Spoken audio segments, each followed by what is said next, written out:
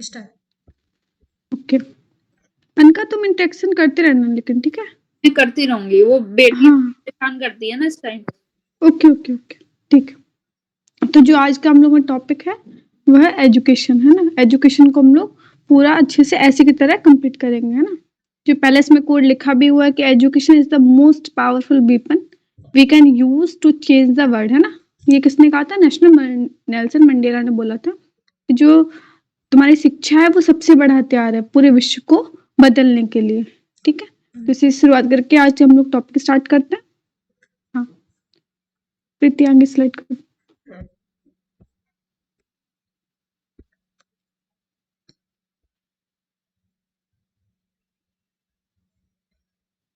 सबसे पहले हम लोग कुछ जो इम्पोर्टेंट डेटा है उसको देखते हैं, है ना?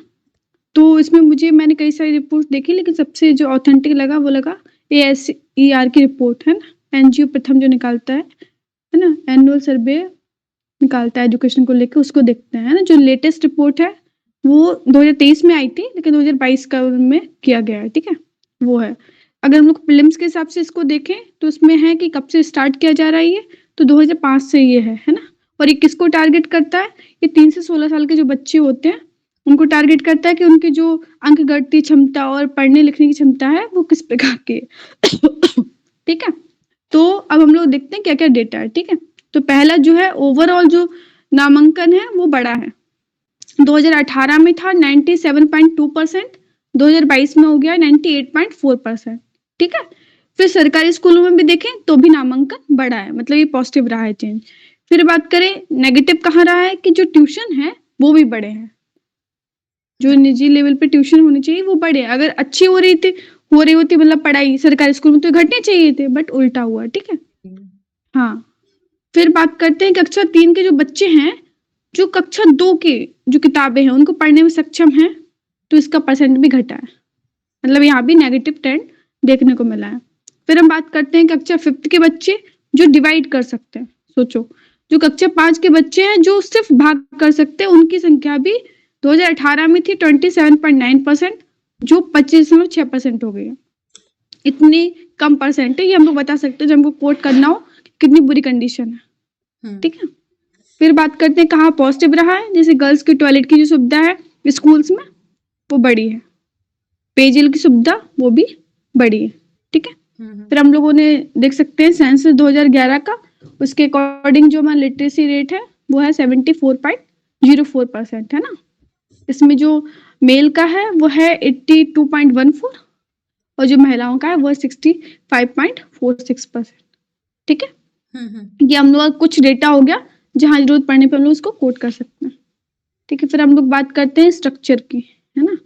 जो एजुकेशन है उसका क्या स्ट्रक्चर है तो हम लोग जानते हैं पहले से कि प्राइमरी, है ना, फिर सेकेंडरी, फिर हायर, है ना? इस तरीके से। तो जो प्राइमरी लेवल पे क्या चलता है अभियान, हमको पता सर्व शिक्षा अभियान, है ना? जो RT है जिसमें बोला जाता है 6 से 14 साल तक के जितने बच्चे होंगे उनको मुफ्त और अनिवार्य शिक्षा प्रदान की जाएगी, उसके लिए चलाया गया था। फिर माध्यमिक स्तर पे चलाया गया था राष्ट्रीय माध्यमिक शिक्षा अभियान। फिर हायर एजुकेशन के लिए चलाया गया था रूसा, राष्ट्रीय उच्चतर शिक्षा अभियान, है ना? कुछ फेमस चीजें जो हम लोग मतलब अपने आंसर्स में बीच बीच में कोट कर सकते हैं वो SDG 4 है ना, जो सभी के लिए शिक्षा की बात करता है। फिर आर्टिकल 45 है ना, जो बोलता है कि 6 से 14 साल तक के बच्चों को शिक्षा की बात करता है ना? हाँ। फिर आर्टिकल 21A है ना, जो भी शिक्षा के अधिकार की बात करता है, उसी के अंतर्गत RT लाया गया था 2009 में, ठीक है? तो हम लोग RT को देख लेते हैं, ये हमारे मेंस में GS2 के लिए भी बहुत इंपॉर्टेंट है ना? डायरेक्ट पूछ सकते हैं कि RT 2009 के प्रावधान बताइए, उसमें कमियां बताइए, है ना, और सुधार। तो फिर इसमें क्या क्या इंपॉर्टेंट जो पॉइंट्स है उनको देख लेते हैं ना। इसमें बोला गया था कि जो पास के स्कूल है उसमें free and compulsory education provide की जाए गवर्नमेंट के द्वारा, है ना? कोशिश की जाए जितने भी बच्चे हैं उनके नजदीक से नजदीक उनको स्कूल एजुकेशन मिल सके, ठीक है? फिर गैर प्रवेशित बच्चे को आयु उपयुक्त कक्षा में प्रवेश, मतलब ये है जिनका कहीं भी एडमिशन नहीं हुआ है ना, उनको आप देखें किस एज कैटेगरी में आते हैं, फिर उसके अकॉर्डिंग उनको क्लास में एडमिशन दिया जाए, ठीक है? फिर जो है छात्र शिक्षक अनुपात को देखा जाए, है ना, वो सही होना चाहिए। फिर भवन वहाँ पे बुनियादी ढांचे सही है कि नहीं, फिर कितने दिवस काम हो रहा है वहाँ पे, फिर कार के घंटे, मतलब ये सभी मानदंडों को भी इसमें शामिल किया गया है ना। फिर 10 उसमें बताया गया है कि सिर्फ 2 चीज़ें छोड़ के आप और टीचर्स का यूज़ नहीं कर सकते हो। एक तो है सेंसस और दूसरा इलेक्शन। इसमें आप ले सकते हो कॉमन से और नहीं ले सकते हो। फिर कहाँ-कहाँ प्रतिबंध लगाया गया है, मतलब क्या-क्या उसमें प्रतिबंध लगाया गया कि बच्चों को आप शारीरिक दंड नहीं दे सकते हो, है ना? मानसिक उत्पीड़न नहीं दे सकते हो। बच्चों के प्रवेश के लिए स्क्रीनिंग प्रक्रिया अनिवार्य नहीं है ना? कि आप स्क्रीनिंग करोगे फिर ही एडमिशन दोगे, इस पे रोक लगाई गई है। फिर कोई भी आप कैपिटेशन फी नहीं माँग सकते हो बच्चों से। फिर शिक्षकों द्वारा निजी ट्यूशन पे भी रोक लगाई गई है ना? बिना मान्यता के स्कूल भी नहीं चला सकते। फिर इसमें क्या कहा गया था कि संवैधानिक मूल्यों के आधार पर सिलेबस होना चाहिए। ऐसा आप सिलेबस डिज़ाइन करें जो संवैधानिक मूल्य को बढ़ावा देता हो, ठीक है? फिर निजी स्कूलों में वंचित छात्रों के लिए 25% आरक्षण, ये सबसे इम्पोर्टेंट पॉइंट है, जो हम लोग याद रख सकते हैं, है ना? कि जो प्राइवेट स्कूल है, उसमें भी कहा जाता है कि 25% जो सीट है, वो जो भी कमज़ोर वर्ग के लोग हैं, बच्चे, उनको मिलना चाहिए, ठीक है? ये। फिर अब बात करते हैं इसमें क्या-क्या कमियाँ हैं, ठीक है? कि उच्च नामांकन दर के साथ स्कूल छोड़ने की दर भी बढ़ी है। मतलब एनरोलमेंट तो खूब हो रहे हैं, लेकिन बीच में ड्रॉप आउट रेट होता है, वो भी काफ़ी है। तो हम लोग इस पे ध्यान नहीं देते हैं, है ना? एडमिशन हो जाता है, लेकिन वो लोग कंटिन्यू नहीं कर पाते हैं। फिर जो हमारा जो टीचर रीज़न हाँ? होता है कि मतलब जो उच्च नामांकन दर में स्कूल छोड़ने की दर बढ़ रही है, तो एक तो मतलब हो सकता है कि वो फाइनेंशियली उतने स्टेबल ना बिल्कुल। हो, और फिर जैसे शिक्षा का बाज़ारीकरण जो बढ़ रहा है, मतलब इतनी महँगी होती जा रही है, तो उसके कारण भी अब बच्चे जब इकोनॉमिकली ही मतलब वो स्टेबल नहीं है, तो फिर वो स्कूल छोड़ेंगे। तो इसके लिए भी गवर्नमेंट को कुछ ना कुछ स्टेप्स लेने चाहिए। हाँ, ज़्यादातर जो गरीब वर्ग के तबके के लोग होते हैं, उनको एडमिशन दिला दिया जाता है। लेकिन वो लोग, उनके जो माता-पिता हैं, वो फ़ोर्स करते हैं कि आप मज़दूरी में हेल्प करो, है ना? जिससे उनको फाइनेंशियल थोड़ी हेल्प मिल सके। तो हाँ, काफ़ी सारे या रीज़न्स हैं। ये पॉइंट भी हो सकता है कि लड़कियों को मतलब ज़्यादा नहीं पढ़ाया जाता और उनको जल्दी शादी वगैरह उनकी कर दी जाती हाँ, हाँ। लड़कियों के केसेस में ये हो सकता है ना? जो गरीब लोग हैं, वो जल्दी शादी कर देते हैं कि हाँ, बिल्कुल, है ना? और फिर जो हम बोले टीचर रेशियो जो भी है, मतलब पैमाना बनाया गया, उसके अकॉर्डिंग हमारे यहाँ पे कम है, और अगर है भी, तो उनकी ट्रेनिंग अच्छी नहीं है, गुणवत्ता अच्छी नहीं है ना? फिर जो शैक्षणिक कैलेंडर है, जैसे हम लोग देखते हैं अपने यहाँ पे छुट्टियाँ बहुत होती हैं, है ना? हाँ। तो इसमें ये है कि आपको क्षेत्र विशेष के आधार पे कैलेंडर होने चाहिए, है ना? हो सकता है एक छुट्टी एक के लिए महत्व रखती हो, दूसरे के लिए ना रखती हो, है ना? तो आप कोशिश करें कि जो स्थानीय आधार पे एक कैलेंडर बनाया जाए, उसको फ़ॉलो किया जाए, ठीक है? ये उसमें नहीं है, तो ये आलोचना है, ठीक है? लेकिन स्थानीय फिर है अगर कैलेंडर बनाएंगे, जैसे अगर किसी स्टेट का हाँ। बनाया जाए, तो फिर उसी हाँ, हाँ। लगभग सभी तरीके के, जैसे अब धर्म के हिसाब से अगर है भी ये मुहर्रम हो रहा है या ईद है, तो हिंदू लोग सोचेंगे कि उनकी छुट्टी उनको जरूरत नहीं है, और वहीं मुस्लिम लोग ये सोचेंगे कि उनको होली दिवाली की छुट्टी की जरूरत नहीं है। तो फिर जब एक ही स्टेट में अलग अलग मतलब धर्म के लोग रहेंगे, तो फिर एक ही मतलब क्षेत्र के आधार पर फिर कैलेंडर लागू करना फिर मेरे हिसाब से नहीं, जैसे इसमें हम लोग क्या कर सकते हैं, क्षेत्र विशेष बाँट सकते हैं। मतलब इसमें धर्म विशेष के बजाय क्षेत्र विशेष, जैसे तुमने कहा, जैसे बिहार साइड है ना? बिहार साइड जो ये तुम्हारा कौन-सा रहता है? हाँ, छठ पूजा है ना? हो सकता है और जो साउथ के हो या फिर कहीं और हो, वहाँ नॉर्थ ईस्ट में जाएँ, वहाँ पे उतना महत्व ना हो, है ना? तो लोग कुछ ऐसे संशोधन पे बात की जा सकती है। लेकिन पूरे भारत में ही रहते हैं ना लोग, तो जैसे बिहार के लोग साउथ इंडिया में भी जाके हाँ, बात इस चीज़ को कंसिडर किया जा सकता है। मतलब ये था कि ये आलोचना का पॉइंट ये पूरी तरह सही है, ये हम लोग नहीं बोल सकते, है ना? हाँ, हाँ, वो हाँ। लोग हर किसी का आलोचना में तो मतलब वो अपने-अपने हाँ, देंगे। ठीक है, ठीक है। हाँ। फिर इसमें क्या है कि जो शहरी ग्रामीण और अमीर-गरीब है ना, इनके बीच अंतर बढ़ते ही जा रहा है ना, कि जो शहरी एजुकेशन है, ग्रामीण एजुकेशन है, काफ़ी डिफरेंस है उसमें, है ना? फिर अमीर जो देखते हैं हम लोग, वहाँ पे इनके इंटरनेशनल लेवल के स्कूल बन रहे हैं ना, गरीबों को बेसिक एजुकेशन भी नहीं मिल पा रही है। सभी हम लोगों ने देखा कि क्लास 5 का हाँ, लोग जो होते हैं वो ज़्यादातर उनके पास मतलब किसी चीज़ की दिक्कत होती नहीं है, तो वो ज़्यादातर प्राइवेट इंस्टीट्यूट की ओर मतलब बढ़ते हैं, और गरीब लोग मतलब जो सरकारी की ओर बढ़ते हैं, लेकिन अभी सरकारी स्कूल में शिक्षा का जो स्तर है वो उतना बेहतर बहुत ही नहीं है कम जितना है।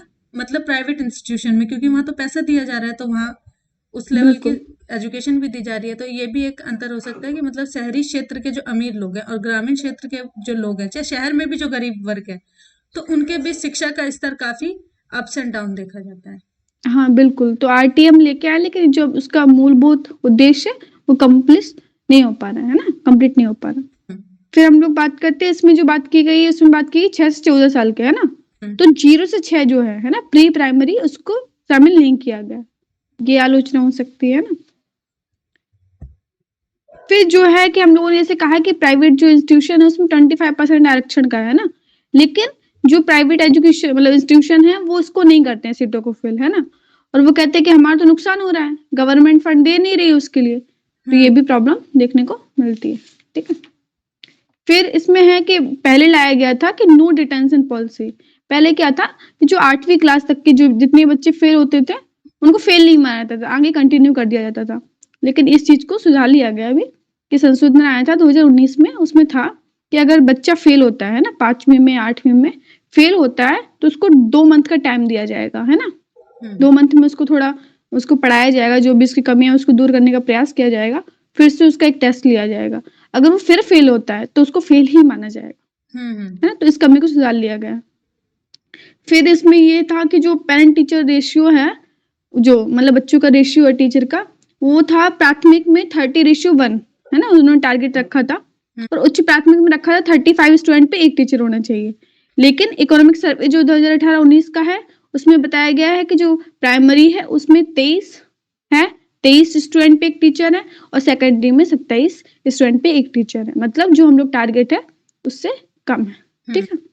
फिर हम लोग बात कर लेते हैं शिक्षा संबंधी जो कुछ समितियाँ बनी हैं, ये मेंस में हमारे काम आएगा। अगर हम लोग स्पेसिफिक एक कमिटी का नाम लिख देते हैं ना, उसकी रिकमेंडेशन, तो उसका महत्व बढ़ जाता है ना? तो मैंने सिर्फ स्पेसिफिक पॉइंट लिखे हैं, जो हम लोग यूज़ कर सकते हैं, क्योंकि कुछ ये चीज़ें हैं वो हम लोग पहले डिस्कस कर चुके हैं ना, जब एनईपी पढ़ा था हम लोगों ने, है ना? तो राधाकृष्णन समिति जो है सबसे पहले आई थी 1948 टू 49 में आई थी। इसने बात की थी कि बुद्धि है ना, जो बुद्धि का विकास करे, ऐसे हम लोगों को ज्ञान देना चाहिए। फिर उसने मूल्यों की बात की थी, है ना, कि मूल्यों को शामिल करना चाहिए। फिर नेतृत्व के लिए ट्रेनिंग देनी चाहिए, जो टीचर्स हैं उनको ट्रेनिंग देनी चाहिए। फिर बात करते हैं कोठारी आयोग की, ये बहुत इंपॉर्टेंट है ना? इसमें 10+2+3 वाला जो पैटर्न है, उसको फॉलो करने की बात की गई थी। फिर ये कि पड़ोस की स्कूल प्रणाली, मतलब पड़ोस में नज़दीक स्कूल होनी चाहिए, है ना? और इंडियन एजुकेशन सर्विस की भी इसमें बात की गई थी, एक अलग से सर्विस बनाई जाए, इंडियन एजुकेशन सर्विस, है ना? और जो सबसे पहली बार कहा गया था कि जो शिक्षा पे व्यय हो जीडीपी का 6%, वो कोठारी आयोग ने कहा था, है ना? फिर हम बात करते हैं जो एनईपी नेशनल एजुकेशन पॉलिसी 1968 की आई थी, है ना? उसमें त्रिभाषा फार्मूला पढ़ चुके हम लोग पहले, है ना? फिर शैक्षिक को ट्रेनिंग मिलनी चाहिए। फिर एनईपी 85 आता है, जो कहता है कि असमानता दूर हो, मतलब जो शिक्षा हो समावेशी हो, समाज के सभी वर्गों को मिलनी चाहिए, वो एससी, एसटी, ओबीसी, है ना? और महिलाओं सबको मिलनी चाहिए। और इसमें इम्पोर्टेंट ये भी है कि इग्नू की स्थापना की गई थी, मुक्त विश्वविद्यालय जो है उसका कॉन्सेप्ट लाया गया था, और ऑपरेशन ब्लैक बोर्ड लाया गया था, ठीक है? फिर ग्रामीण जी इस में महत्वपूर्ण है इस अर्थ में कि जो गांधी जी का मॉडल था, है ना, ग्रामीण व्यवस्था को मतलब अच्छा बनाने का, है ना, उसको प्रमुखता प्रदान करने का, उसमें एक उन्होंने लिया था कि ग्रामीण यूनिवर्सिटी मॉडल बनाया जाए। तो ग्रामीण चीज़ों को लेके जो भी इसमें मूल है उसको शामिल किया जाए, उसकी बात की गई थी। फिर टीएसआर सुब्रमण्यम समिति आई थी, उसने अर्ली चाइल्ड केयर एजुकेशन, जो उसमें आरटी में जो हम लोगों ने आलोचना पढ़ी थी, उसका यहाँ पे देख सकते हैं ना, ये बोला था टीएसआर सुब्रमण्यम समिति ने, और ये कहा था कि 4 ईयर में एकीकृत बीएड होना चाहिए, 4 साल का बीएड होना चाहिए, है ना? फिर आईसीटी का प्रयोग करो, है ना, खूब सारे आप टेक्नोलॉजी का प्रयोग करें। फिर व्यावसायिक शिक्षा होनी चाहिए, है ना, जिससे आपको रोजगारी मिल सके शिक्षा से। फिर राष्ट्रीय उच्च शिक्षा संवर्धन और प्रबंधन एक्ट की बात की गई थी। फिर कस्तूरी रंगन समिति, ये सबसे इम्पोर्टेंट है, एनईपी इसी के आधार पे लाया गया था, है ना, 2020। तो उसको मैंने फिर इसको नहीं लिखा है क्योंकि ऑलरेडी हम लोग कर चुके हैं, है ना? तो जो भी इसके पॉइंट्स है वो हम लोग लिख सकते हैं, है ना? हम लोग बात करें अगर हायर एजुकेशन है, कोई क्वेश्चन आता है तो हम लोग का टारगेट क्या है, वो है कि हम लोग को 50% करना है 2035 तक, एनरोलमेंट जो हमारा है वो इतना होना चाहिए, ठीक है? हम लोग बात करते हैं कि एजुकेशन जो सिस्टम है उसमें क्या कंडीशन चल रही है ना, क्या समस्याएं हैं, उनको हम लोग एक बार देखेंगे, ठीक है? फिर जो पहला है कि अगर हम बात करें गोपाल कृष्ण गोखले जो है, वो बिल लेके आए थे ये मैंने गलती से लिख दिया 2011, 1911 है ना? हम्म 1911 में लेके आए थे। उन्होंने बात की थी सार्वभौमिक प्राथमिक शिक्षा, है ना? ये कहा था कि उन्होंने यूनिवर्सल प्राइमरी एजुकेशन होनी चाहिए सब लोगों के लिए एक जैसी। तो ये हम लोग 100 साल से ज़्यादा हो गए, अभी भी इस लक्ष्य को हासिल नहीं कर सके। ठीक है। फिर 2011 का जो सेंसस था उसमें 26% हमारी जो आबादी है हमको पता है निरक्षर है। और अगर जबकि हम चीन की बात करें तो वहाँ पे ओनली 4% है। तो हम लोगों को ये लिटरेसी रेट बढ़ाना है और जो अपनी एजुकेशन की क्वालिटी है उसको भी अच्छा करना है ना? फिर हम देखते हैं कि एनएसएसओ का अगर हम लोग देखें, आंकड़े देखें, 71वां जो उनका चला था राउंड 2014 में, उसमें उन्होंने कहा था कि माध्यमिक विद्यालय स्तर पर लड़कों की बात की है यहाँ पे कि स्कूल छोड़ने की बहुत अधिक मतलब ज़्यादा छोड़ते हैं लड़के। लड़कियों की वजह से लड़कों पे फोकस किया गया था। कारण क्या थे? वही आर्थिक गतिविधियां, है ना? और कुछ है वो शिक्षा में रुचि ही नहीं है उन लोगों की, है ना? और दूसरा वित्तीय बाधा, है ना? उनको मतलब अगर दूसरे काम में लगा दिया जा रहा है तो हाँ तरफ अपना उनका माइंड जो है उधर डाइवर्ट हो जाएगा, बिल्कुल। कुछ नहीं हो पाएंगे उस चीज के लिए। उनको लगता है कि वहां पे उनको ये भी लगता है कि वहां पे उनको रुपया भी मिल रहा है तुरंत, अपनी चीजें वो जितनी भी इनकी शौक है वो ही पूरे कर सकते हैं ना। तो वो है। फिर हम लोग अब बात करते हैं कि इनको हम लोग देखेंगे प्राथमिक स्तर में, माध्यमिक स्तर और उच्च स्तर में। ठीक है। प्राथमिक स्तर में क्या क्या समस्याएं हैं? अगर हम लोग बात करें डेटा की तो गवर्नमेंट स्कूल में प्राइमरी एजुकेशन के लिए जो बनाए गए हैं उसमें 10 लाख टीचर्स की कमी है। ठीक है। फिर अवसंरचना का हम लोग जानते हैं कि जो भी बच्चों का मनोविज्ञान होता है उसके अकॉर्डिंग नहीं बनता है ना? अगर हम लोग प्राइवेट इंस्टीट्यूशन की बात करें वहां पे अच्छे अच्छे कार्टून्स के माध्यम से, है ना? हाँ और भी मतलब उनके खिलौनों के माध्यम से, हाँ, गेम्स के माध्यम से उनको सिखाने की कोशिश की जाती है। बॉल वगैरह जो डेकोरेट करते हैं, पेंट हाँ बिल्कुल। हाँ, तो गवर्नमेंट प्लेग्राउंड भी उस तरीके का होता है बच्चों का, झूले वगैरह हाँ बहुत सारी चीजें होती है जो उनकी रुचि से संबंधित होती है कि ताकि वो इंटरेस्ट ले सके टीचिंग। गानों के माध्यम से बच्चों को समझाया जा रहा है, राइमिंग के माध्यम से। तो ये है कि हम लोगों को इस पे फोकस करना चाहिए, सिर्फ वो औपचारिक ना रहे, बच्चों को वास्तविक रूप से समझ में आए, उसके अकॉर्डिंग हम लोगों को काम करना होगा, है ना? अवसंरचना को बनाना होगा, है ना? एनजीओ की जो प्रथम रिपोर्ट है उसमें भी हम कंडीशन देख चुके हैं ना, क्या है बच्चों की हालत, है ना? तो उसको भी हम लोग यहाँ पे लिख देंगे। फिर जो क्वालिटी एजुकेशन है उस पर फोकस करना है, क्वांटिटी पे नहीं भागना है ना? कि सिर्फ टाइम से बुक जा रही है, सब कुछ हो रहा है, बट उसका आउटकम क्या है उसको भी हम लोगों को एनालिसिस उसका करना होगा। ठीक है। फिर बात करते हैं माध्यमिक स्तर पे क्या क्या समस्या है। जो सिलेबस है उसका लेवल ही बहुत कम है ना? अगर हम इंटरनेशनल लेवल पे पूरा देखें तो हम लोग को जो सिलेबस का लेवल है बहुत ही लो आता है ना? जो यूनेस्को की एक रिपोर्ट है उसके अकॉर्डिंग कहते हैं कि हम लोग 50 साल पीछे एजुकेशन सिस्टम में, जो मतलब 50 साल पहले पढ़ा दिया गया है वहां पे हम लोग 50 साल बाद पढ़ते हैं वो चीजें। तो हम लोगों को उसका भी लेवल बनाना मतलब पढ़ाना पड़ेगा। फिर जो टीचर्स है, बात यही है कि टीचर्स की ट्रेनिंग नहीं कराई जाती है उसके अकॉर्डिंग। जिस पुराने ढर्रे से वो पढ़ा रहे हैं वही कंटिन्यू रहता है कई सालों, 50 60 70 वही चल रहा है फॉलो, है ना? सर बताते हैं हम लोगों को। जब ये पेंडेमिक हाँ तो उस टाइम पे जैसे ही एजुकेशन जो ऑफलाइन से ऑनलाइन की ओर शिफ्ट हुआ तो कई बिल्कुल। टीचर्स मतलब जो मतलब अपने क्षेत्र में बहुत ज्यादा अच्छे हैं पढ़ाने में, सब उन तक को मतलब इस चीज की नॉलेज नहीं थी। प्रॉब्लम आई, एजुकेशन जितने भी मतलब इक्विपमेंट थे उनको हम किस हाँ तरीके से यूज करें। बिल्कुल। तो ये प्रॉब्लम है हमारे यहाँ पे। ठीक है। और व्यवहारिकता की कमी है, सिर्फ हम लोग कॉन्सेप्ट पढ़ लेते हैं, है ना? कि रिलेटिविटी का कॉन्सेप्ट ये है, ग्रेविटेशन का कॉन्सेप्ट ये है, लेकिन उसको यूज करना हम लोग को पता ही नहीं होता है ना? तो ये चीजों पे ध्यान देना चाहिए कि खासकर कुछ ऐसे सब्जेक्ट जैसे साइंस हो गया, है ना, जिसको आप लोग प्रयोग के द्वारा समझा सकते हैं, उसका भरपूर उपयोग करना चाहिए इनको, है ना? फिर हम लोग जहाँ पे मतलब अगर साइंस का सब्जेक्ट है या मैथ्स का सब्जेक्ट है तो कई स्कूलों में ना तो साइंस की लेबोरेटरी देखने को मिलती है ना मैथ्स, बिल्कुल ना ही लाइब्रेरी। बहुत ही कम स्कूल होते हैं मतलब जहाँ लाइब्रेरी बच्चों को ले जाया जाए, वहां पे दिखाया जाए कि यहाँ पे कैसा मतलब इन्वायरमेंट रहता है, क्या क्या रहता है। तो ये सब चीजों की भी कमी देखने को मिलती है। वही कि हम लोग सिर्फ सैद्धांतिक तौर पे पढ़े जा रहे हैं ना, व्यवहारिकता के नाम पे हमारे पास कुछ भी नहीं है ना, इसलिए हम लोग यहाँ पे इन्वेंशन भी नहीं हो पा रहे हैं जितने होने चाहिए चीजों को लेके, क्योंकि सिर्फ हम लोगों ने फार्मूला पढ़ लिया है, उसका यूज हम लोग को पता ही नहीं है ना? तो ये फिर हम लोग बात करते हैं, जैसे मैंने बताया यूनेस्को वाला है, इसमें बोला है ग्लोबल एजुकेशन मॉनिटरिंग रिपोर्ट आई थी 2016 में, उसने कहा था, है ना, कि शिक्षा में भारत जो है 50 वर्ष पीछे चल रहा है। तो इसको हम लोग कोट कर सकते हैं जब नेगेटिव कंडीशन दिखाएँगे तो। फिर हम लोग बात करते हैं उच्च शिक्षा की, हायर एजुकेशन में क्या-क्या समस्याएँ हैं? सबसे बड़ी समस्या रिसर्च पे बिल्कुल भी खर्च नहीं किया जाता है ना, मतलब 0 पॉइंट कुछ में खर्च किया जाता है। तो उस पे हम लोगों को वर्क करने की आवश्यकता है क्योंकि एजुकेशन का मतलब ही है ना, जैसे हम लोग अभी पढ़ेंगे आगे कि जो विवेकानंद हो गए है ना, ये जितने भी महापुरुष हैं उन्होंने बोला कि मतलब ज्ञान की खोज, बुद्धि का विकास, है ना? तो बुद्धि का विकास किताबें पढ़ने से तो होगा नहीं, जब तक हम लोग खुद मनन नहीं करेंगे, चिंतन नहीं करेंगे, तो वो रिसर्च कराता है। तो रिसर्च पे ज़्यादा खर्च करने की आवश्यकता है। फिर डिजिटल शिक्षा, जैसे तुमने बताया ना कि डिजिटल एजुकेशन को लेके उतने ज़्यादा हमारे टीचर्स फ्रेंडली नहीं है ना? तो उसको हमको करना होगा। फिर जो हमारे हैं वो मानक हैं, वो हम लोगों को ग्लोबल पैरामीटर्स पे भी देखना होगा। ये नहीं कि जैसे चलता आ रहा है वैसे ही चलता रहे। आप एक बार ग्लोबल जो पैरामीटर्स हैं उन पे भी अपने आप को आके, है ना? जो हमारी यूनिवर्सिटीज़ हैं, जैसे हम लोग देखते हैं ना कि जब काफ़ी सारी हाँ, कि जो मतलब रिपोर्ट थी उसमें ये था केरल टॉप पर है, और वहीं अगर कोई राज्य ऐसा है उड़ीसा, बिहार या ये राज्य जो है वो मतलब लोएस्ट में आ जाते हैं, तो उनको पहले तो उस स्टेट के से मतलब कंपेयर करना होगा कि उनकी शिक्षा में क्या बिल्कुल। कमी है, जो उनकी शिक्षा मतलब कैसे बेहतर होती जा रही है।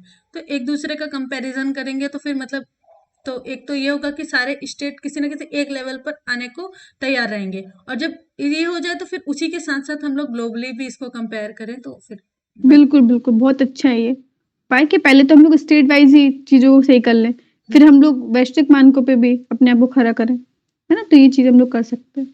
फिर जो गुणवत्ता क्वालिटी वाला है ना, कि क्वालिटी हम लोगों को बढ़ानी पड़ेगी। फिर जो सबसे ज़्यादा देखा जाता है हाई यूनिवर्सिटीज़ में हम लोग देखते हैं कि वहाँ पे पॉलिटिक्स बहुत चलती है। वहाँ पे पढ़ाई हो ही नहीं पाती है, पॉलिटिक्स में चीज़ें उलझ जाती हैं, है ना? और बहुत ज़्यादा सेंट्रलाइज़ेशन होता है, जो नेता वगैरह हैं उनका बहुत ज़्यादा इंटरफेरेंस होने लगता है, इसकी वज़ह से चीज़ें सही नहीं हो पाती, तो उसको भी हम लोग को स्वायत्तता देनी पड़ेगी, है ना? फिर बात करते हैं अब क्या-क्या टीचर से रिलेटेड क्या-क्या कमी है हमारी शिक्षा व्यवस्था में, वो है शिक्षकों की कमी, है ना? ये हम लोगों ने देखा, अगर शिक्षक हैं भी तो वो जो उनमें क्वालिटी होनी चाहिए, है ना? जो समझ होनी चाहिए, वो ट्रेनिंग उसकी कमी है, ठीक है? फिर स्थानीय राजनीति का भी शिकार हो जाते हैं टीचर्स भी, कि प्रमोशन में भी देखा जाता है ना? कि कौन किस जाति का, इस तरीके से भी चीज़ें होती हैं। फिर भ्रष्टाचार बहुत ज़्यादा देखने को मिलता है ना? ये टीचर्स रिक्रूटमेंट में खूब भ्रष्टाचार हो रहा है, खूब नकल हो रही है, तो उससे उनकी जो मानसिकता है ना वो भी, उस पे भी गलत असर पड़ता है। स्टार्टिंग वो पॉजिटिव माइंडसेट के साथ आते हैं, लेकिन देखते हैं कि ये सब गलत हो रहा है, फिर वो नहीं हो पाती है चीज़ें अच्छी। फिर हम लोगों ने देखा जो प्रोत्साहन संरचना, ये एक इम्पोर्टेंट पॉइंट है कि यहाँ पे क्या होता है, जैसा जो परफॉर्मेंस कर रहा है उसके अकॉर्डिंग प्रमोशन नहीं मिलता है, जबकि मिलना चाहिए, है ना? अगर आप उसके अकॉर्डिंग प्रमोशन देंगे तो लोग अच्छा परफॉर्म करने के लिए प्रोत्साहित होंगे, जबकि ऐसा नहीं होता है ना? और सबसे बड़ी बात ये भी होती है कि उनको पता होता है कि अगर वो अच्छा परफॉर्म नहीं करेंगे ना, तो भी उनकी नौकरी कहीं नहीं जाने वाली।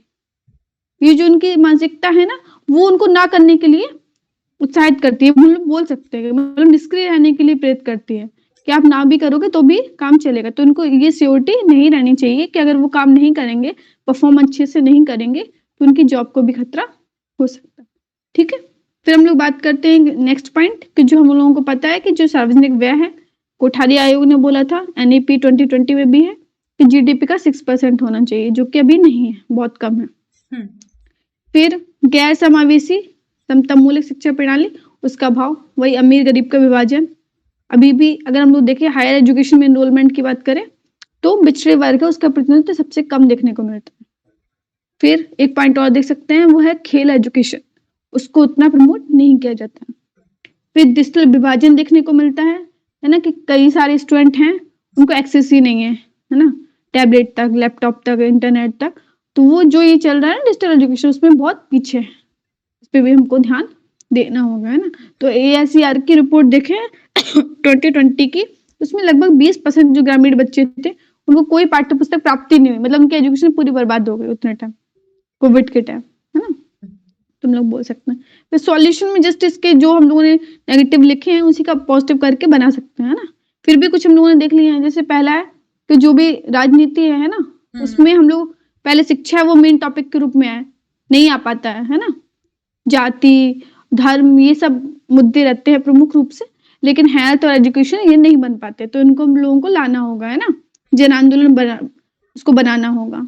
फिर कौशल विकास पे बात करनी होगी, है ना? रोजगार उन्मुख हो, रिसर्च एंड डेवलपमेंट पे फोकस करना होगा, जो प्राथमिक शिक्षा की अवसंरचना है उस पे वर्क करना होगा और जो हम लोग सब में लिखते हैं पॉइंट वो इसमें भी लिखेंगे। जितने भी स्टेक होल्डर्स हैं, तुम्हारी गवर्नमेंट हो गई, प्राइवेट इंस्टीट्यूशंस हो गए, एनजीओ हो गए, सेल्फ हेल्प ग्रुप हो गए, उन सबको साथ में आना होगा, है ना? और सार्वजनिक व्यय को बढ़ाना होगा। इसमें हम लोग कुछ मॉडल्स डाल सकते हैं, है ना? जो एजुकेशन सिस्टम में जिन्होंने अच्छा काम किया है। जैसे प्रीति ने बताया केरला मॉडल, है ना? जो केरला हर जगह एजुकेशन में बहुत अच्छा परफॉर्म करता है। तो उसके हम लोग जो भी सिस्टम होगा उसको हम लोग देख सकते हैं, है ना? और वहाँ पे हर जिले में या फिर हर स्टेट में उसके आधार पे चीज़ों को कर सकते हैं कि क्या चीज़ है जो उसको एजुकेशन में इतना आगे बढ़ाती है। फिर एक ओडिशा मॉडल है, वो भी काफ़ी फेमस हुआ था, उसकी प्रशंसा की गई थी। अभी कुछ दिनों पहले हिंदू में आया था, उसको भी हम लोग अपना सकते हैं, है ना? कि वो लोग एजुकेशन में कितना अच्छा परफॉर्म कर रहा है, उसको हम लोग देख सकते हैं, ठीक है? फिर अगला है कुछ गवर्नमेंट स्टेप, है ना? क्या-क्या लिए गए हैं, उसको देखते हैं। वो एक है आरटी 2009 वो लिया गया था। फिर राष्ट्रीय माध्यमिक शिक्षा अभियान 2009 का। फिर समग्र शिक्षा अभियान चलाया गया था जिसमें सभी कुछ था, प्राइमरी भी सेकेंडरी भी, ठीक है? फिर पीएम पोषण शक्ति निर्माण योजना जो मिड डे मील था, इसी का नाम चेंज कर दिया गया है ना? इसका नाम कर दिया गया है पीएम पोषण शक्ति निर्माण योजना। इसके अंतर्गत जो प्राइमरी के बच्चे होंगे उनको 450 कैलोरी और 12 ग्राम प्रोटीन मिलना चाहिए और जो उससे ऊपर के उनको 700 कैलोरी 20 ग्राम प्रोटीन मिलना चाहिए। और आईसीडीएस लाया गया था, है ना? आंगनबाड़ी में एकीकृत बाल विकास योजना लाई गई थी। फिर एक निष्ठा कार्यक्रम लाया गया था टीचर्स की ट्रेनिंग से रिलेटेड, है ना? और असेसमेंट करता था, वो बच्चों का भी करता था और टीचर्स का भी करता था। फिर हम देखते हैं डिजिटल जो शिक्षा है उसको बढ़ाने के लिए क्या क्या काम किए गए हैं। वह पहला है स्वयं प्लेटफॉर्म, है ना? वो लाया गया था उसमें क्या है कि जितने भी स्ट्रीम्स हैं उनसे रिलेटेड आपको मिल जाएगा, वहां पे सिलेबस मिल जाएगा, चीजें आपको कोर्स मिल जाएंगे, ठीक है? इसका फुल फॉर्म याद कर सकते हैं प्रीलिम्स के लिए, study webs of active learning for young and aspiring minds, ठीक है? Aspiring minds. फिर लाया गया था ई पाठशाला, ये भी फ्री है, इसमें आपको कई सारी बुक्स मिल जाएंगी, एनसीईआरटी पूरी मिल जाएंगी, फिर ऑडियो वीडियो मैगजीन्स कई सारी चीजें हैं, है ना? ई फॉर्म में। फिर स्वयं प्रभा चैनल है, बहुत सारे चैनल्स हैं जो क्लासेस के हिसाब से चलते हैं, है ना? डीटीएच में, दूरदर्शन, सब में चलते हैं कि आप कर सकते हो, उनको एक्सेस कर सकते हो। फिर देखते हैं हायर एजुकेशन पे क्या क्या किया गया है। पहला किया गया है एनटीए लाया गया था, नेशनल टेस्टिंग एजेंसी 2017 में लाई गई थी, जो जेई हो गए है ना, नीट हो गए, इन सब एग्जाम को कराती है। फिर लाया गया था रूसा, राष्ट्रीय उच्चतर शिक्षा अभियान। फिर एक मिनट रुकना,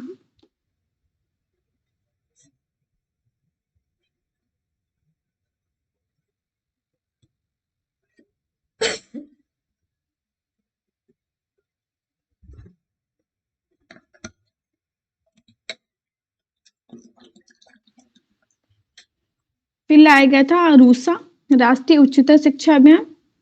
फिर लाया गया था इंस्टीट्यूशन ऑफ एमिनेंस, है ना? चीजों को गुणवत्ता बढ़ाने के लिए इंस्टीट्यूशन की। फिर NIRF, national institute ranking framework लाया गया था 2015 में। फिर higher education funding association, global initiative of academic network 2015 में लाया गया था।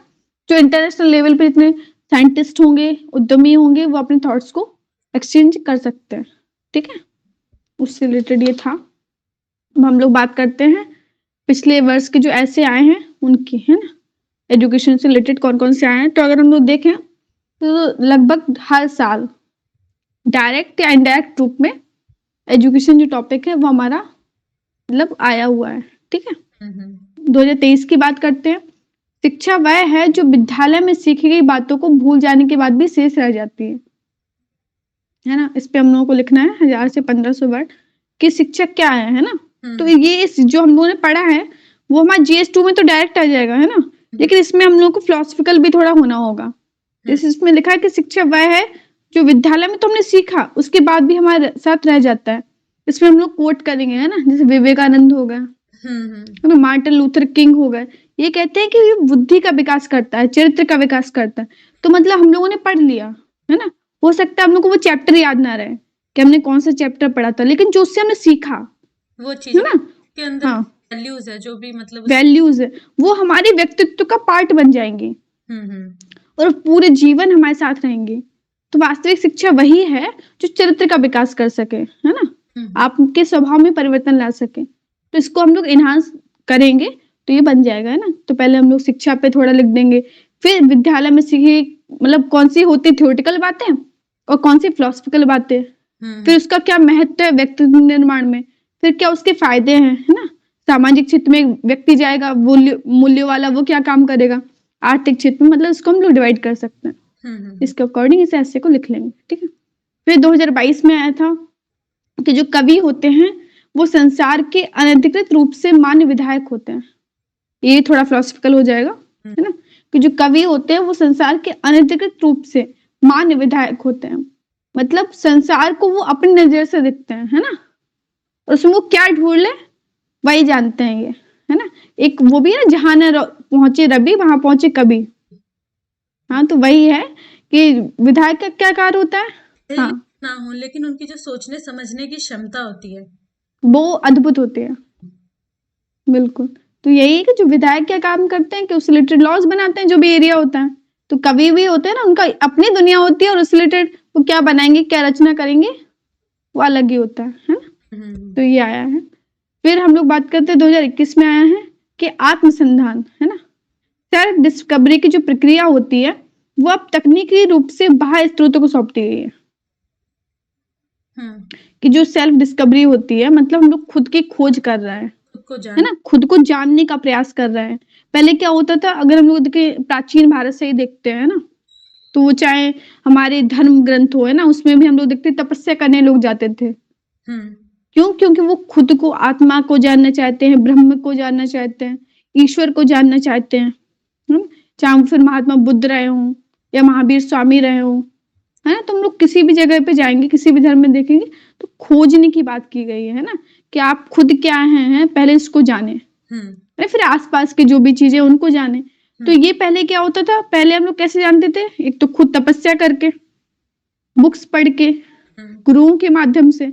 लेकिन ये अब चीजें चेंज हो गई हैं, अब सोशल मीडिया के थ्रू। हाँ, बिल्कुल। खुद का कुछ भी है तो उसको वहां पे मतलब डाल दिया, अब लोग उसको कमेंट कर रहे हैं, लोग बता रहे हैं कि अब वो अच्छा है कि नहीं है।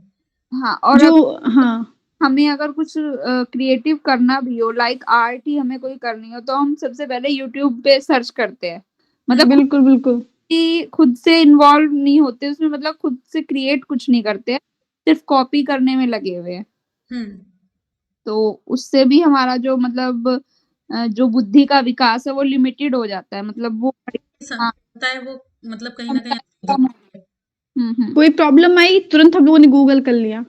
तो होता है ना, जो दिमाग काम करता, जो आपका ब्रेनस्टॉर्मिंग होती है वो रुक जाती है, क्योंकि वो इजीली अवेलेबल हाँ। तो वो चीजें ने हमारी रचनात्मकता जो है वो कम कर दी है। जैसे तो ये तकनीकी स्रोत यही होगा, जैसे हमने बोला गूगल, चैटबॉट, है ना, ये सब आ गए। अब तो है कि एआई आ गया सिस्टम, आपका रिसर्च पेपर भी खुद ही कर देगा। तो रिसर्च का मतलब ही क्या है फिर, अगर आपको छापना ही है तो, है ना, तो वो तो छोटा बच्चा भी छाप सकता है। तो वही है कि इसके जो क्या क्या नेगेटिव आए हैं टेक्नोलॉजी के पॉइंट्स, उसको भी ऐड लिख सकते हैं, है ना। फिर जो इसने बोला वर्चुअल वर्ल्ड वाला, सोशल मीडिया, ये बहुत अच्छा पॉइंट है कि मतलब हम लोग अपने बारे में जो हमारी धारणा होगी ना, वो भी सोशल मीडिया डिसाइड करेगा। हम अपने बारे में कुछ सोच रहे हो और कहीं मतलब कोई बैड कमेंट आ रहा है या कुछ भी आ रहा है, तो वो हम लोगों ने सोच लिया कि हाँ हम लोग ऐसे ही हैं। बिल्कुल। आपकी पोस्ट पे आपको कितने लाइक मिल रहे हैं, है ना, कितने डिसलाइक मिल रहे हैं, कितने कमेंट आ रहे हैं, वो आपकी खुशी का निर्धारण कर रहा है। कैरेक्टर मतलब बता रहे कि आपका मतलब क्या है। तो ये है कि अब प्रक्रिया जो सेल्फ डिस्कवरी की है वो अलग ही हो गई, आउटसोर्स हो गई है इन टेक्नोलॉजी के माध्यम से। तो ये इसमें हम लोग लिख सकते हैं पूरा अच्छे से। और ये वाला मैं लास्ट में दिखाऊंगी, ये वाला मैंने लिखा हुआ था, है ना, ऐसे। फिर 2021 में आया हुआ था शोध क्या है, वैसे ही है जैसे ये है। देखो दोनों एक जैसे आए हैं लगभग, कि शोध क्या है, ज्ञान के साथ एक अजनबी मुलाकात। थोड़ी डायरेक्शन चेंज हो जाएगी उस वाले में, लेकिन लगभग मेन जो है वो वही रहेगा। रिसर्च क्या होती है ना, कि चीजें वही है ना, लेकिन आप उसको जब मतलब अध्ययन करते करते करते उसमें कुछ अलग निकाल लें। जैसे कोई भी वैज्ञानिक हुए है ना, उस चाहे वो तुम्हारे आइंस्टीन रहे हो, कोई भी वैज्ञानिक रहा हो, एडिशन रहा हो, तो चीज़ें उससे पहले लोगों ने देखी हुई हैं, ऑब्ज़र्व किए हुए हैं, लेकिन उन्होंने उसको ऑब्ज़र्व के साथ उसका परीक्षण किया है ना, उसको किया तो उससे वो नए-नए रिसर्च कर पाए, इन्वेंशन कर पाए। तो ये ज्ञान के साथ अजनबी मुलाकात, इस पे हम लोग काफ़ी कुछ लिख सकते हैं, है ना? इसको डायमेंशन दे सकते हैं कि सामाजिक क्षेत्र में लोगों ने क्या-क्या नई नीतियाँ लाई हैं ना, अलग-अलग तरीके से देखा। गांधी जी को कोट कर सकते हैं, सर्वोदय वाले कॉन्सेप्ट और फिर जितने भी मतलब बहुत डायमेंशन हो सकती है इसमें, जितना हम लोग देख सकते हैं, ठीक है? फिर बात करते हैं 2020 में क्वेश्चन आया हुआ है कि विचार परक संकल्प स्वयं की शांतचित्त रहने का उत्प्रेरक है। शब्द बहुत भारी-भारी है कि विचार परक संकल्प स्वयं के शांतचित्त रहने का उत्प्रेरक है। मतलब ये है कि अगर जो आपका संकल्प है ना, जो आपने लिया है, वो आपने सोच समझ के लिया है ना? विचार परक है, तो आप शांत रहेंगे, है ना? जैसे सुकरात जो थे उन्होंने कहा था कि ज्ञानी मैं इस अर्थ में हूँ कि मैं जानता हूँ कि मुझे कुछ नहीं आता, है ना? तो वही है कि जो वास्तविक ज्ञान होता है, वो आपको हल्का बनाता है, आप पे कोई बोझ नहीं लाता है। आपको पता होता है कि संसार इतना बड़ा है, ज्ञान एक रूपी महासागर है ना?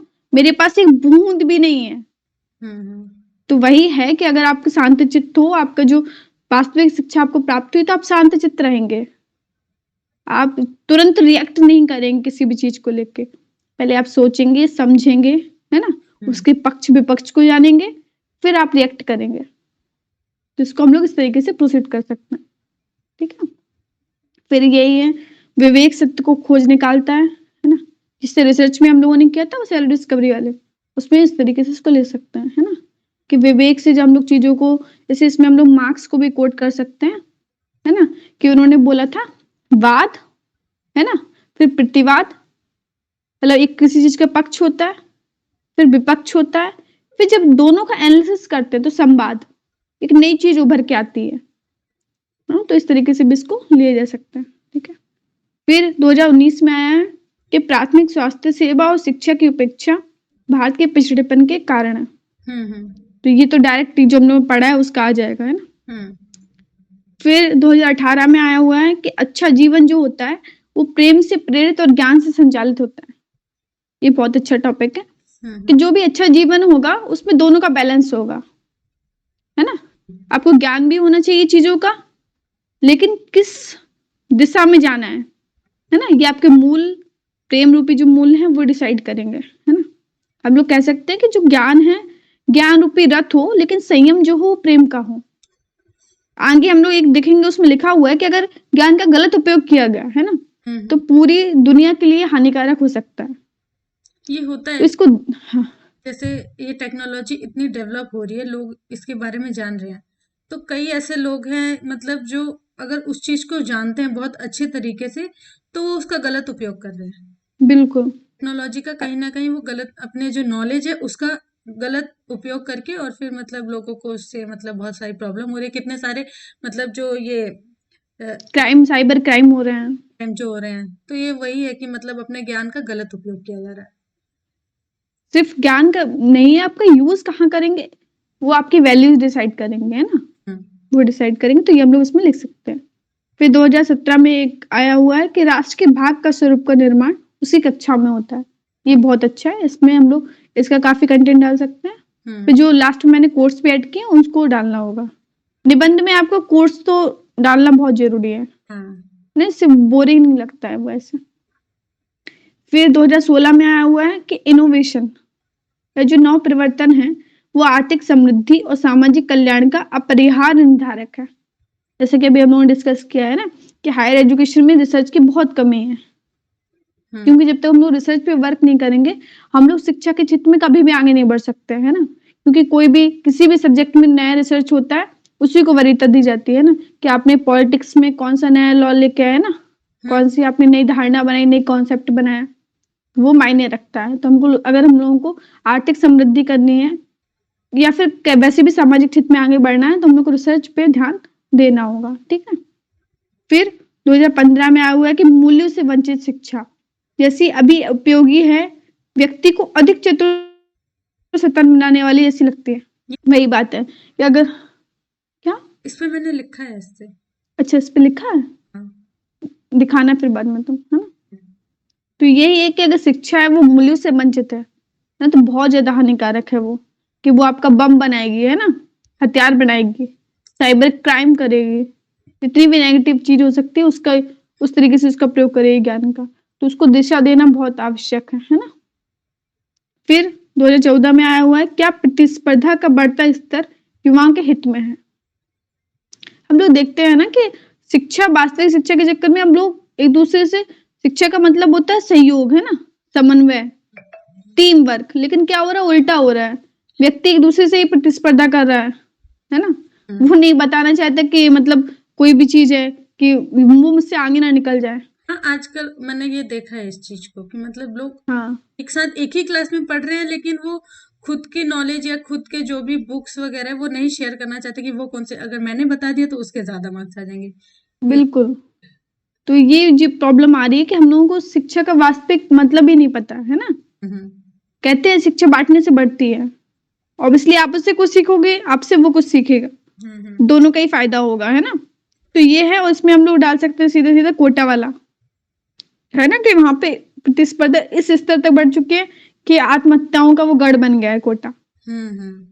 वो जितने भी जितनी बड़ी-बड़ी मतलब परीक्षाएँ होती हैं, या फिर वो यूपीएससी हो, है ना?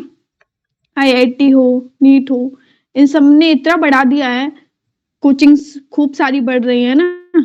कितना परसेंट सिलेक्शन हो रहा है? 1% या उससे बहुत कम, है ना?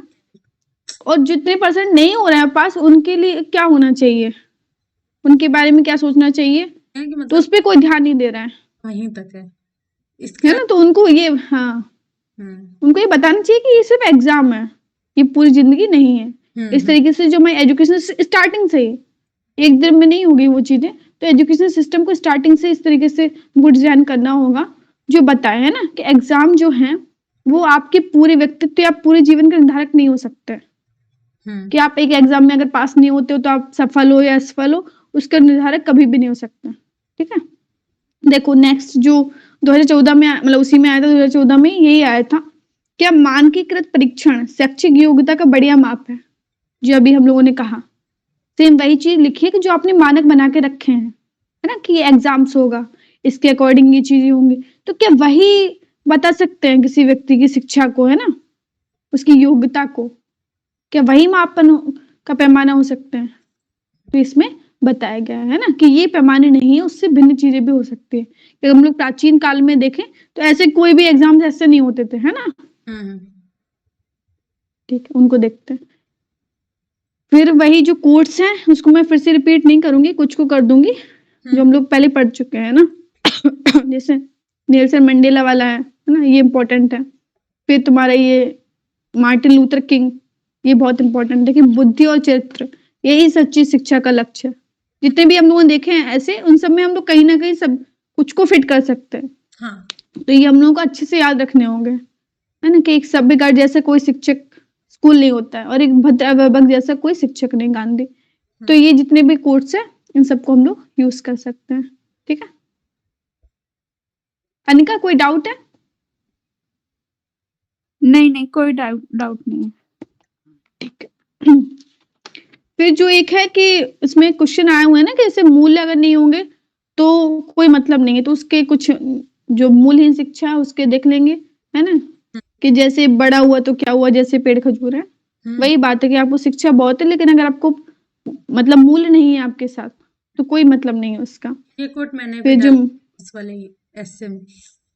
हाँ, तो मतलब ये अगर कुछ सिलेक्टेड कोर्स है आप ऐड करते रहो और सारे, तो ये कहीं न कहीं तो फिट हो ही जाएँगे, है ना? तो ये आपको मतलब अच्छे से याद होने चाहिए कि जब हो तो आपके दिमाग में पहले से फिट हो कि इसको यूज़ करना है ना? तो मानवता वाला लिख सकते हैं। जैसे अभी हम लोगों ने पढ़ा था ना कि शैतान बन जाता है इंसान, अगर उसके साथ मूल्य नहीं है। तो उसमें ये कोट कर सकते हैं कि घरों पर नाम थे, नामों के साथ ओहदे थे। बहुत तलाश किया मगर कोई आदमी नहीं मिला। ठीक है? इस तरह के कोट्स हम लोग लिख सकते हैं। ठीक है? फिर जो ऐसे लिखा है उसको एक बार देख लेते हैं।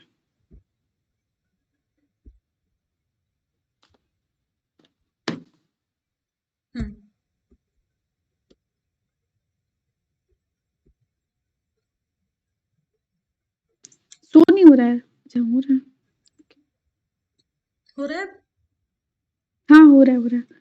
तो अनिका और प्रीति तुम लोग मतलब एक बार देख सकते हो, जैसे निधि ने भी बोला था पहले मुझे कि उसको ऐसे देखना था थोड़ा। तो ये जो वाला जो है ना, तो ये पढ़ा सेल्फ डिस्कवरी वाला, ये तो वो मैंने पढ़ा तकनीकी है स्रोतों को थोड़ा। शब्द अच्छा पढ़ा है? हम्म। तो अनिका एक बार तुम देख लो थोड़ा, है ना?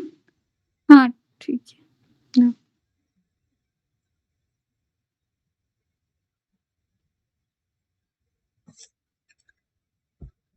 तो इसको मतलब ये ग्रुप में डला हुआ है तो सब लोग पढ़ सकते हैं वहाँ। हाँ, तो फिर तभी, क्योंकि फिर ये वीडियो ज़्यादा हो जाएगा, हाँ, तो इससे रिलेटेड जो भी डाउट हो वो पूछ सकते हो। ये आपने किसी से चेक कराया है? हाँ, ये मैंने मतलब सर से बोला था। अच्छा, अच्छा, ठीक और है। एक फ्रेंड मेरी है, उससे भी कहा था। अच्छा, ठीक है, फिर मैं इसको देख लूँगी, कोई नहीं। हाँ, मैं हाँ, बिल्कुल, बिल्कुल। और फिर ये हम लोगों का जो एजुकेशन टॉपिक है, वो लगभग क्या मतलब पूरा ही हो गया है। बस जो चीज़ें एडिशन वाली हैं, जो भी आ रहा है, जैसे कोई फैक्ट आ गया, कोई रिपोर्ट आ गई, तो उसको उसमें लिख लो, है ना? ओवरऑल हम लोगों ने कोशिश की कि पूरा कंप्लीट कर लिया, कि उसकी समस्याएँ देख ली हम लोगों ने, है ना? और ये ठीक है, प्रीति अब तुम कंटिन्यू करो।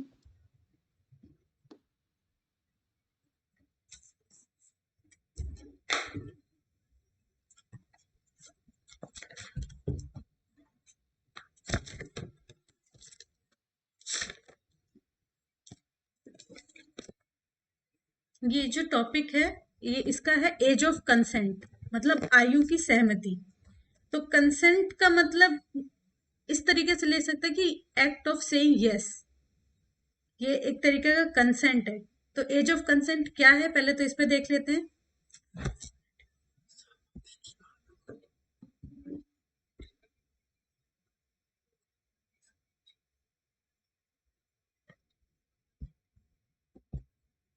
तो जो सहमति की आयु है, वह वह आयु है जिसमें किसी व्यक्ति को कानूनी रूप से यौन क्रियाओं हेतु सहमति देता है। तो इस चीज पे बात चल रही थी कि जो सहमति की आयु को 18 से 16 साल कर दिया जाना चाहिए, ये इसमें मतलब बात की गई थी। और पॉक्सो जो एक्ट है उसमें 18 साल की आयु का मतलब आयु रखी गई है। और जो आईपीसी है, सेक्शन 375 के जो आईपीसी में है, 16 साल की रखी गई है। तो ये कहीं ना कहीं ये जो पॉक्सो एक्ट है, ये इसको ओवरराइड करता है। तो अब हम पहले ये देख लेंगे, जो सेक्शन 375 है, उसमें आईपीसी का जो सेक्शन 375 है, वो सेक्सुअली अब्यूज का उसमें मतलब वो बताया गया है कि एक के अगर कंसेंट ना देने पर अगर उसके साथ कोई सेक्सुअल एक्टिविटी की जाती है, तो वो इस एक्ट के तहत पनिशेबल है। ये माना जाएगा। कंसेंट किस आधार पर माना जाएगा, अगर उसने हाँ कहा है तो उसको किस आधार पर माना जाएगा कि हाँ ये उसकी सहमति थी, तो ये उसी आधार पर माना जाएगा जब वो अपने भले के बारे में उसको सोचने समझने की क्षमता रखता हो। इसमें मतलब कि उसका जो माइंड हो, वो मतलब उस स्थिति में हो कि वो अपनी क्या उसके लिए अच्छा है क्या बुरा है, ये सोचने समझने की उसमें क्षमता हो। तो किन मतलब माइंड के ऐसे कौन से स्टेज होंगे जिसपे मतलब अगर उसने यस बोला है, तो उनका जो है कंसेंट यस को हटाकर जो उनके साथ जो भी सेक्सुअल एक्टिविटी होगा वो पनिशेबल माना जाएगा। तो एक तो ड्रग्स, मतलब अगर उन्होंने मतलब कोई अल्कोहल ले रखा है और उस स्थिति में अगर उसके साथ अगर कोई सेक्सुअली एक्टिविटी करता है और अगर उसमें ये बोला जाता है कि उसकी सहमति थी, तो ये नहीं माना जाएगा। इसमें इस स्थिति में वो पनिशेबल होगा। दूसरा होगा कि प्रेशराइज करना, जैसे बॉलीवुड वगैरह में होता है कि अगर मतलब कई लड़कियां होती हैं जो अपना घर छोड़ देती हैं कि हम कई लड़के होते हैं कि हमें हीरो हीरोइन बनना है, मतलब उस क्षेत्र में जाना है, तो वहां पे उनके लिए मतलब जो ऐसे रिहर्सल कराई जाती है, जो क्या बोलते हैं उसको, ऑडिशंस जो लिए जाते हैं, फेक ऑडिशंस भी कई लिए जाते हैं, जिसमें उनके साथ मतलब इस तरीके की सेक्सुअल एक्टिविटी भी की जाती है कि अगर आप ऐसा करोगे तो आपको फिर हम ये रोल दिलाएंगे। तो उसमें भी तो ये अगर प्रेशराइज किया जा रहा है तो उसमें उस स्थिति में भी जो वो कंसेंट होगा वो नहीं माना जाएगा, वो भी एक पनिशेबल माना जाएगा। तीसरा है कैपेबिलिटी। तो जैसे एग्जाम्पल लेते हैं, जैसे चाइल्ड का माइंड सेट जो होता है वो उतना डेवलप नहीं होता है, उनको हम सुभेद्य वर्ग में मानते हैं कि मतलब जो चाइल्ड है वो सुभेद्य वर्ग है। तो उनका कंसेंट अगर वो बोल भी रहे हैं तो वो नहीं माना जाएगा। क्यों? एक तो वो फिजिकली कैपेबल नहीं होते हैं, और फिर एक वो मेंटली मतलब बोला गया है कि मतलब उनका माइंड जो है वो फुल्ली डेवलप्ड नहीं होता है कि अगर वो उन्होंने कंसेंट दिया भी है तो वो मतलब कुछ सोच समझ के दे रहे हैं, तो उनके पास सोचने समझने की क्षमता है ही नहीं, तो फिर वो किस आधार पर मतलब उस कंसेंट को हाँ माना जाएगा। और अगर फिर इसमें बोला गया है कि अगर चाइल्ड के द्वारा कोई क्राइम किया गया है तो इसमें जो फॉल्ट है वो सोसाइटी का फॉल्ट देखा जाता है कि उन्होंने उनको मतलब जो उनकी जो शिक्षा है उसको मतलब अच्छे तरीके से उनको सिखाया नहीं किसी चीज को। इसमें क्या, जो स्टेट जो होता है वो उसके पनिशमेंट को कम कर देता है और गार्जियन के रूप में फिर स्टेट उसके गार्जियन के रूप में होता है कि मतलब उनके उसके जो डिसीजन जो वो खुद के लिए तो वो राइट उनको नहीं मिलते हैं, उनको मतलब सुधारने के लिए कई काम किए जाते हैं। तो अगर हम ये देखें कि आयु की सहमति की जो मतलब सहमति की जो आयु है तो उसको हम मतलब हिस्ट्री अगर उसका हम देखें तो जैसे जो आईपीसी जो लॉर्ड थॉमस बी मैकाले द्वारा जो ड्राफ्ट किया गया था उसमें एज ऑफ कंसेंट था 10 इयर्स। उसके बाद आईपीसी में 1925 में इसको 12 साल कर दिया गया था और 1940 में 16 साल कर दिया गया था। और वहीं एक बहराम जी मलवारी एक थे जिन्होंने मतलब बताया था कि छोटी छोटी एज में लड़कियों की शादी हो जाती थी बड़े बड़े एज के मतलब आदमी के साथ, तो जिससे क्या होता था उनकी जब डेथ होती थी तो वो मतलब विधवा हो जाती थी। तो उन्होंने बोला कि इस स्थिति में जो रीमैरिज है, पुनर्विधवा पुनर्विवाह की जो है उसको बढ़ाया जाना चाहिए, उसको मतलब और मतलब लागू किया जाना चाहिए कि मतलब ये चीज होनी चाहिए। उसके बाद है फूलमुनी दासी का जो एक मतलब केस आया था कि उनकी जब वो 10 साल की थी तो उनकी शादी जो हुई थी एक 35 साल के आदमी से हुई थी और उसका रेप्ड बाय मतलब उसके हस्बैंड के द्वारा उसका रेप किया गया था और वो मर गई थी। तो फिर इसके बाद भी इसको मतलब देखा गया कि इसकी एज बढ़ानी चाहिए। फिर एक रुक्मणी बाई का केस जो तो सबसे ज्यादा प्रचलित है, ये तो सबको पता होगा। रुक्मणी जो हम हिस्ट्री में भी इसको पढ़ते हैं कि मतलब उन्होंने किस तरीके से अपनी मतलब शादी तो हुई थी उनकी लेकिन उन्होंने उस शादी को निभाया नहीं बल्कि उन्होंने अपनी पढ़ाई पूरी की और फिर मतलब काफी इसमें कुछ हुआ ऐसा कि उनको फिर पढ़ने का मौका दिया गया, मतलब जो कोर्ट के जो फैसले थे उनको उनके वो अगेंस्ट गई, तो उन्होंने अपना पढ़ाई की बल्कि उन्होंने अपनी शादी नहीं निभाई थी। फिर एक शारदा एक्ट आया 1929 का जिसमें 14 साल कर दी गई थी इसकी। और अदर लॉज जैसे 1891 में 10 से 12 की गई थी। फिर prevention of child marriage act लाया गया और पॉक्सो एक्ट जो जिसके बारे में हमने मतलब पहले चर्चा की है इसके बारे में। फिर इस मतलब इस सहमति की उम्र जो कम करने के पक्ष में क्या क्या तर्क दिए गए हैं। तो जो पॉक्सो अधिनियम के तहत बढ़ते अपराध मतलब कि ये है कि पॉक्सो में तो 18 साल का वो दिया गया है और इसमें बोला गया है कि मतलब जो जैसे अगर 18 से कम के बच्चे हैं अगर वो मतलब लव मैरिज करते हैं तो जो लड़की के तरफ के होते हैं वो उसको एक अपराधी की तरह उसके साथ व्यवहार करने लगते हैं, तो उसको बचाने के लिए इसके पक्ष में ये तर्क दिया गया है कि उस अपराध को रोका जाएगा जो बढ़ रहे हैं। और दिया गया कि वैश्विक स्तर पर जो सहमति की जो आयु है वो 13 से 18 के बीच है, जैसे फ्रांस में 15 साल है। ऐसे ही जर्मनी ऑस्ट्रिया ऐसे कई देश हैं जिनकी जो सहमति की आयु जो है वो 13 से 18 के बीच रखी गई है। और फिर कुछ लोगों का ये मानना है कि 14 साल तक बच्चे मेच्योर हो जाते हैं, जो आजकल सोशल मीडिया में इतने ज्यादा लोग इन्वॉल्व हो रहे हैं तो उसके कारण मतलब उनको काफी ज्यादा वो मैच्योर होते जा रहे हैं, तो उनको इस चीज का नॉलेज मतलब पहले के अकॉर्डिंग अब काफी ज्यादा बढ़ गया। तो ये कुछ अगर इसमें और कुछ पॉइंट ऐड करने हो तो मैं बता दूं मुझे फिर।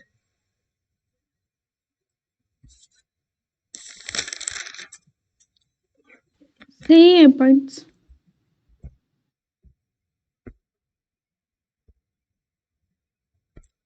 फिर ये है कि मतलब सहमति की उम्र को कम करने के लिए कुछ विपक्ष में भी तर्क दिए गए हैं कि बोला गया है कि बाल शोषण बढ़ेगा, अगर कम उम्र कर दी जाएगी तो उसमें जो बच्चों का शोषण है वो बढ़ेगा।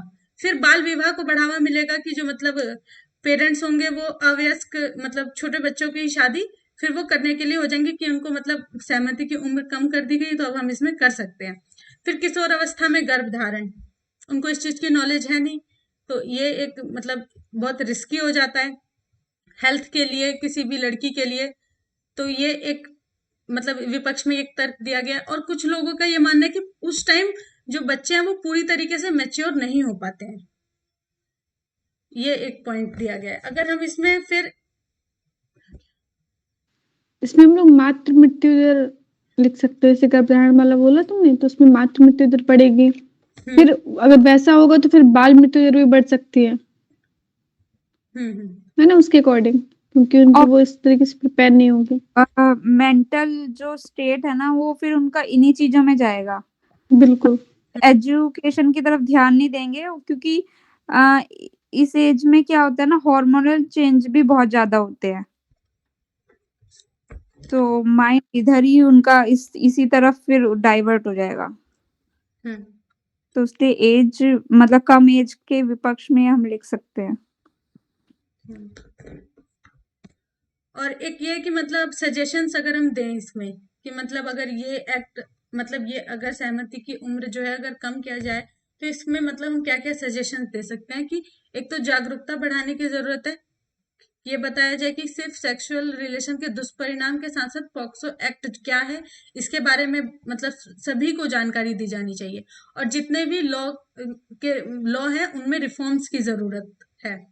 और उसके बाद है कि मतलब भावनात्मक या मनोवैज्ञानिक सुदृढ़ीकरण के प्रयास, कि मतलब कोई भी अगर बच्चा है या मतलब कोई भी छोटी उम्र के बच्चे हैं, उनको अगर वो सेक्सुअली मतलब एक दूसरे के साथ फिजिकली इन्वॉल्व होते हैं, तो उनको ये नहीं पता कि आगे उनके साथ क्या होगा, मतलब उनके लिए अच्छा है कि बुरा है, ये वो उस चीज का फैसला नहीं कर पाते। अगर वहीं कोई मतलब ज्यादा मतलब जो मिच्योर लड़की या कोई लड़का है, तो वो इस चीज के बारे में उसको पता है कि उसको मतलब फ्यूचर में क्या प्रॉब्लम्स होंगी क्या नहीं होंगी, तो एक उनको मतलब सुदृढ़ उनके भावनात्मक और मनोवैज्ञानिक सुदृढ़ीकरण के प्रयास करने की जरूरत है, और फिर कानूनों को सही ढंग से लागू किया जाए।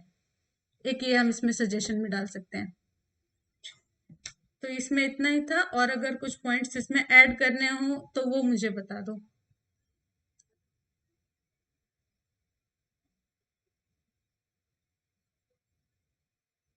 अभी तो ये ठीक लग रहा है। फिर ठीक है अभी तो। हाँ, ठीक है।